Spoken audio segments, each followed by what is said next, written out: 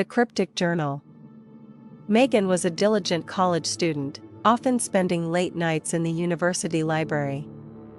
One evening, while searching for resources for her history paper, she stumbled upon an old, dusty journal tucked away on a forgotten shelf. Intrigued by its age and the ornate, leather-bound cover, she decided to take a closer look. Opening it, she found it filled with neat, cursive handwriting. The first entry was dated nearly a century ago. Curiosity piqued, Megan settled into a quiet corner and began to read. The journal belonged to a student named Evelyn who had attended the same university. Evelyn wrote about her fascination with the occult and her research into local legends.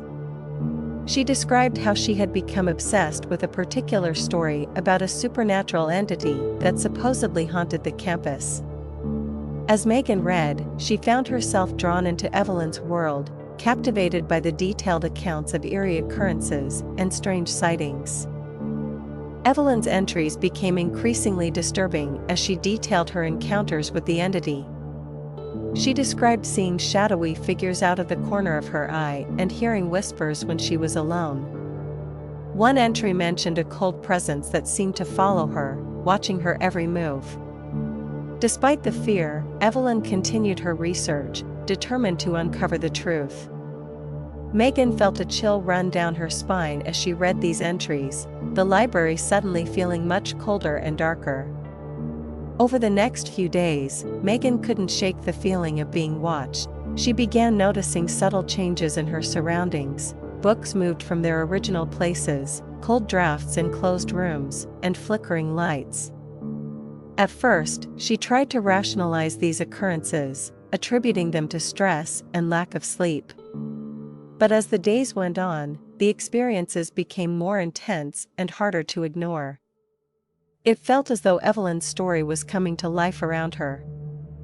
One night, as Megan was reading a particularly harrowing entry about Evelyn being pursued by a shadowy figure, she heard a soft whisper behind her. Startled, she turned around but found no one there. Her heart raced, and she quickly packed her things to leave. As she hurried down the dimly lit hallway, she felt a cold breeze and saw a shadow move across the wall. Panic set in, and she ran out of the library, not stopping until she was safely in her dorm room. Determined to understand what was happening, Megan decided to dig deeper into Evelyn's life. She visited the university archives and found old newspapers and records about Evelyn. She discovered that Evelyn had disappeared mysteriously, her body never found. The last entry in the journal hinted that Evelyn believed the entity was close to claiming her. Megan realized with horror that she was retracing Evelyn's steps, and feared that she might share the same fate. Megan confided in her friend, Alex, who was skeptical, but agreed to help. They spent hours researching the supernatural entity Evelyn had written about, uncovering more chilling details. It was said to be a malevolent spirit that fed on fear, growing stronger with each victim it claimed. The more they learned, the more Megan felt the entity's presence. It was no longer just whispers and shadows. She began having vivid nightmares and waking up with unexplained bruises.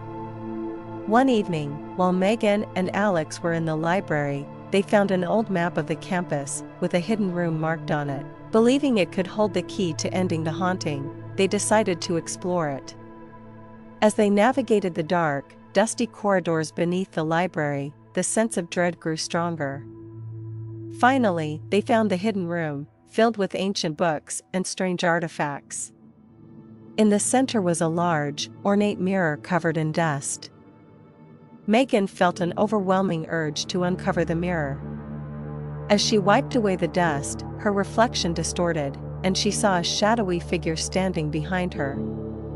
She turned, but there was nothing there. Panic-stricken, she tried to leave, but the door slammed shut. The temperature dropped, and the whispers grew louder. The entity was there with them. Alex, now fully convinced of the supernatural presence, desperately searched for a way to banish it. In Evelyn's journal, Megan had read about a ritual that could potentially trap the entity back in its realm. With shaking hands, she and Alex performed the ritual, reciting the incantations and using the artifacts in the room. The entity's presence became more aggressive, but as they finished the last incantation, there was a deafening silence. The air grew still, and the oppressive cold lifted. The door to the hidden room creaked open, and the shadowy figure was gone. Exhausted and shaken, Megan and Alex made their way back to the main library. The events of the past weeks had taken a toll on Megan, but she felt a sense of relief knowing that the entity was finally banished. She decided to return Evelyn's journal to the archives, hoping it would remain undisturbed and that no one else would have to endure what she had. Megan and Alex vowed to keep the events a secret, unsure if anyone would believe them. As the days passed, the eerie occurrences ceased, and Megan gradually returned to her normal routine. However, she could never forget the haunting experiences and the chilling connection she shared with Evelyn. The Cryptic Journal had led her into a world of darkness, but it also brought her closer to a friend she had never met, united in their struggle against the supernatural entity, and the oppressive cold lifted.